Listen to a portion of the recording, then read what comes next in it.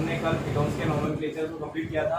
आज हम structure of carbonic compound पढ़ेंगे, यानी जो हमारे कार्बोनिक कंपाउंड है उनकी क्या स्ट्रक्चर होती है। सबसे पहले हमें देखना है व्हाट इज कार्बोनिक कंपाउंड। जो मैंने आपको पढ़ाया कीटोन और एल्डिहाइड के अंदर था, ये होता है हमारा कार्बोनिल कंपाउंड, यानी those compound which have this like structure are called carbonyl compounds. अब इन दो कंपाउंड्स के अंदर हमें देखना है कार्बोनिल के अंदर क्या क्या है, एक कार्बन है और ऑक्सीजन है।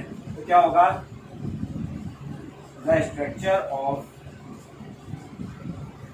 Carbonyl compound has sp2 hybridization. Means जो हमारा कार्बोनिल कंपाउंड है इसके अंदर कौन सा हाइब्रिडाइजेशन है, sp2 हाइब्रिडाइजेशन है। मैंने आपको पहले भी पढ़ाया है, sp hybridization means this compound has 3 sigma bond, यानी this compound have 3 sigma bond. कैसे है 3 सिग्मा बॉन्ड, अब देखिए कैलकुलेट करते हैं। 1 sigma, 2 sigma and this is double bond, यानी इस डबल बॉन्ड के पास भी क्या है, एक सिग्मा और एक पाई बॉन्ड है। यानी क्या हो गए, अब इस कार्बोनिल कंपाउंड के पास तो हमारे जो 1, 2 एंड 3 तो क्या हो गए हमारे पास सिग्मा बॉन्ड हो गए, एंड 1 जो कि मैं रेड से शो कर रहा हूँ, ये क्या हो गया, एक पाई बॉन्ड हो गया। यानी this compound has 3 sigma bond and 1 pi bond. अब इस कंपाउंड के मेरे स्ट्रक्चर देखिए, जैसे अब इसमें ये सिग्मा किससे अटैच हो रहा है, अगर हाइड्रोजन से अटैच कर रहे हैं तो क्या बनेगा, ये हमारा एल्डिहाइड। और अगर हम इसको किससे अटैच कर रहे हैं, वापस किसी एल्किल ग्रुप से ऐड कर रहे हैं, तो ये क्या बनेगा, हमारा कीटोन। अब हमें देखना है कि इन सिग्मा बॉन्ड से तो किसके साथ ओवरलैपिंग हो जाती है, कार्बन के साथ, और ये सिग्मा बॉन्ड की प्रिपरेशन कर देते हैं। अब रिमेनिंग क्या बचा, जो कार्बन और ऑक्सीजन है इसके बीच में क्या बन रहा है, एक पाई बॉन्ड बन रहा है। तो हमें क्या देखना है, अभी पाई बॉन्ड की फॉर्मेशन कैसे हो रही है और ये स्ट्रक्चर क्या शो करती है। तो अब हम देखेंगे कि देखिए कि पाई बॉन्ड की प्रिपरेशन कैसे होती है। ये कार्बोनिल कंपाउंड है। अब इस कार्बोनिल कंपाउंड को मैं ऐसे ओपन करके लिखता हूँ, ये इस कार्बन, ये कार्बन, ये कार्बन, ये सिग्मा बॉन्ड, ये ऑक्सीजन, ठीक है। अब एक रिमेनिंग बचा पाई बॉन्ड, यानी पाई बॉन्ड की प्रिपरेशन होती है p ऑर्बिटल से। ये क्या हो गया हमारा p ऑर्बिटल्स।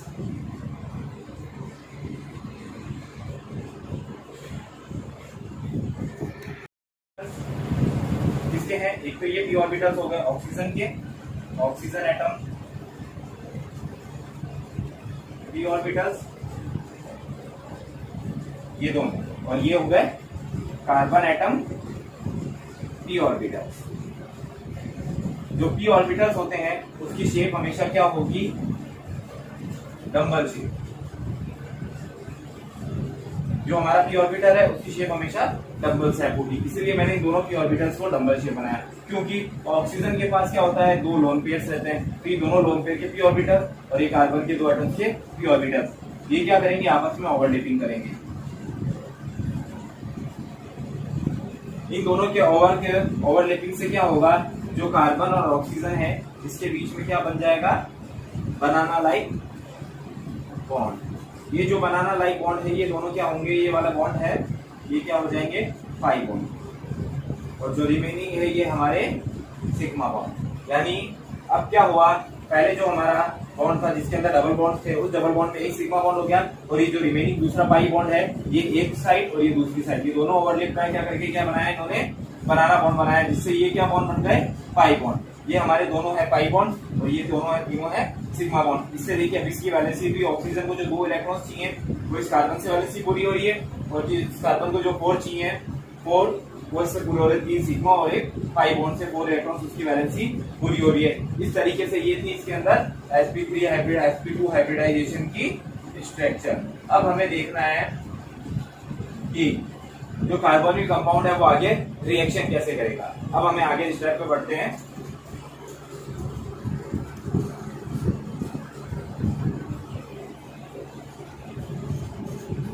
देखिए क्या होता है, जो कार्बोनिल कंपाउंड है इसमें ऑक्सीजन क्या है, हाई इलेक्ट्रोनेगेटिव कंपाउंड है, अब हाई इलेक्ट्रोनेगेटिव कंपाउंड होने की वजह से क्या होगा, ये जो बॉन्ड्स है वो इधर शिफ्ट हो जाते हैं। इस पे शिफ्ट होने की वजह से क्या होगा कि जो इसके ऊपर चार्ज है वो हमें कैसे नजर आएगा, ये हो जाएगा हमारा ऑक्सीजन नेगेटिव और ये हमारा पॉजिटिव, यानी इसके ऊपर जो लोन पेयर थे उसके चांसेस और बढ़ गए। एक लोन पेयर की ग्रोथ होने की वजह से क्या होता है, ये इस तरीके से नजर आएगा। ड्यू टू रीजन लिखिए, इन carbonyl compound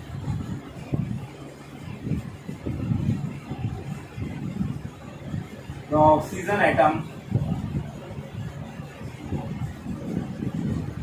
is high electronegative compound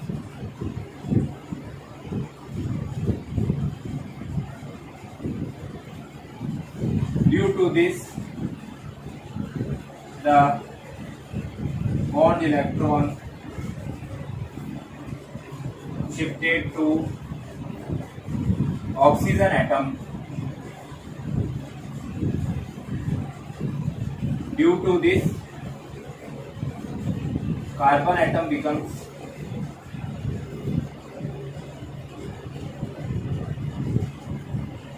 positive and oxygen atom at negative charge. हम इसको हाई इलेक्ट्रोनेगेटिविटी के साथ क्या कह सकते हैं, highly polarised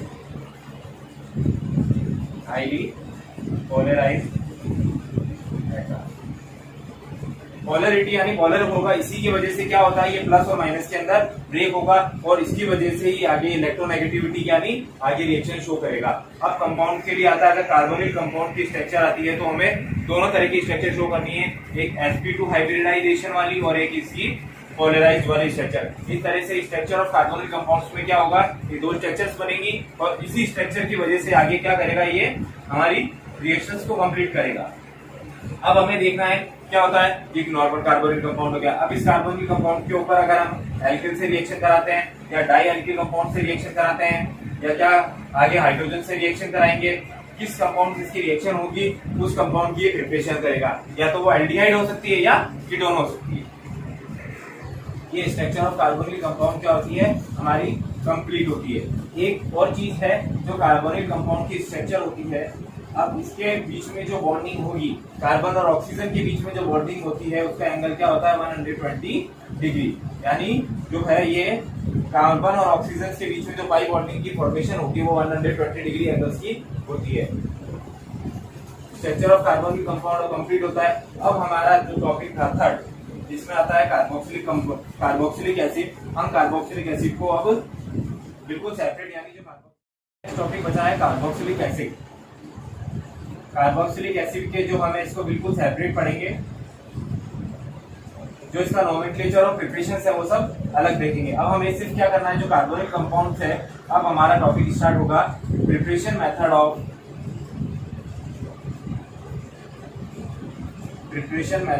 of aldehyde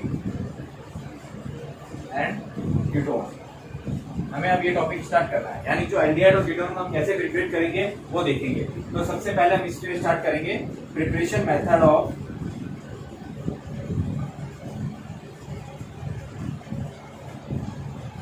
aldehyde. पहले हमें क्या करना है, अब एल्डिहाइड को प्रिपेयर करना है। मैंने आपको पहले भी बता दिया है एल्डिहाइड की स्ट्रक्चर कैसी होती है, इसी डबल बॉन्ड और ये H, यानी हमें क्या करना है, अब एल्डिहाइड के अंदर ऑक्सीजन और ये हाइड्रोजन को ऐड करके ये प्रिपरेशन बनानी जिसकी एल्डिहाइड की। तो अब हमें स्टार्ट करना है प्रिपरेशन मेथड ऑफ एल्डिहाइड। अब एल्डिहाइड की प्रिपरेशन मेथड में सबसे पहला क्या आता है, ऑक्सीडेशन ऑफ अल्कोहल। हमने ये रिएक्शन कहाँ पढ़ी थी, अल्कोहल की प्रिपरेशन यानी केमिकल प्रॉपर्टीज ऑफ अल्कोहल्स के अंदर देखा था। क्या होता है ये रिएक्शन के अंदर, कोई भी अल्कोहल, ये हमारा मेथनॉल है, अगर इस मेथनॉल का हम ऑक्सीडेशन कराएंगे तो क्या होगा, इससे किसकी प्रिपरेशन हो जाती है, HCHO, यानी हमारी फॉर्मल्डिहाइड की प्रिपरेशन हो जाएगी। कैसे होती है, ऑक्सीडेशन कराने पर क्या होगा, रिमूविंग ऑफ 1 वाटर मॉलिक्यूल कैसे रिमूव होगा ये आप उस रिएक्शंस के अंदर अपन ने देखा था, एक बार वापस देखते हैं। अगर हमने CH3 CH2OH इसका एक हाइड्रोजन नीचे निकाला, एक ऑक्सीजन से इसकी रिएक्शन कराई, तो क्या हो गया, एक वाटर मॉलिक्यूल्स रिमूव हो जाता है और HCHO यानी हमारा एल्डिहाइड की इजीली प्रिपरेशन हो जाती है। अगर इसका एक एग्जांपल और देखते हैं, अगर हम CH3 CH2 CH2OH यानी प्रोपेनॉल, अगर प्रोपेनॉल का हमें क्या कराना है, ऑक्सीडेशन कराना है, तो क्या होगा, इस प्रोपेनॉल से हमारी किसकी प्रिपरेशन हो जाएगी, CH3 CH2 CHO प्रोपेनेल। हमेशा आपको ध्यान रखना है कि जहां पे हमारा रिएक्टेंट और जो प्रोडक्ट की प्रिपरेशन हो रही है, हमें उसकी दोनों के प्रोपेनॉल अल्कोहल है, उनके दोनों के रिएक्टेंट और प्रोडक्ट की हमेशा नेम कंपलसरी है लिखना। तो इसके थ्रू क्या होता है, ऑक्सीडेशन ऑफ अल्कोहल्स के थ्रू हम इसे इजीली एल्डिहाइड की सबसे पहले प्रिपरेशन कर देते हैं। अब एक और नेक्स्ट रिएक्शन आती है डिहाइड्रोजिनेशन। ये रिएक्शन भी आपके अल्कोहल के अंदर ही थी, यानी क्या है, डिहाइड्रोजिनेशन। डिहाइड्रोजिनेशन मीनिंग से ही पता चलता है removing of one water molecule. अब वाटर मॉलिक्यूल को कैसे रिमूव करना है, सेम प्रोसेस जो ऑक्सीडेशन के अंदर किया। क्या होता है, ये देखिए कोई भी हमारा कंपाउंड है, ये हो गया अल्कोहल। अगर इस अल्कोहल से हम क्या करेंगे, एक वाटर मॉलिक्यूल को रिमूव कर देंगे, तो क्या हो जाएगा हमारा, सॉरी डिहाइड्रोजिनेशन है। हाइड्रोजिनेशन के अंदर क्या करेंगे हम, removing of one hydrogen molecule, one hydrogen molecules. कैसे करेंगे हम, अब इसमें से एक हाइड्रोजन इधर, इसकी एक हाइड्रोजन इधर, ये भी अल्कोहल है। अब इससे क्या होगा, ये H2 रिमूव हो जाएगी और हमारे पास क्या बन गया, एसिटाल्डिहाइड। ये कौन सा हो गया, एथेनेल, और ये क्या हो गया, एथेनॉल। हम इस रिएक्शन का एक एग्जांपल और देखते हैं। देखिए हाइड्रोजन को रिमूव करना है, चाहे वो 1 डिग्री अल्कोहल हो या 2 डिग्री अल्कोहल हो, उसके ऊपर से एल्डिहाइड की प्रिपरेशन का पता लगेगा। जैसे अब हम एक एग्जांपल लेते हैं, OH और इस CH2 और इसका हाइड्रोजन हमने ऐसे लिखा, क्या हो गया, ये हमारा प्रिपरेशन है 2 प्रोपेनॉल। अगर हम इस 2 प्रोपेनॉल से हाइड्रोजन को रिमूव करेंगे -H2, अगर इस हाइड्रोजन को हम रिमूव करेंगे तो क्या हो जाएगा हमारा प्रिपरेशन, और CH2।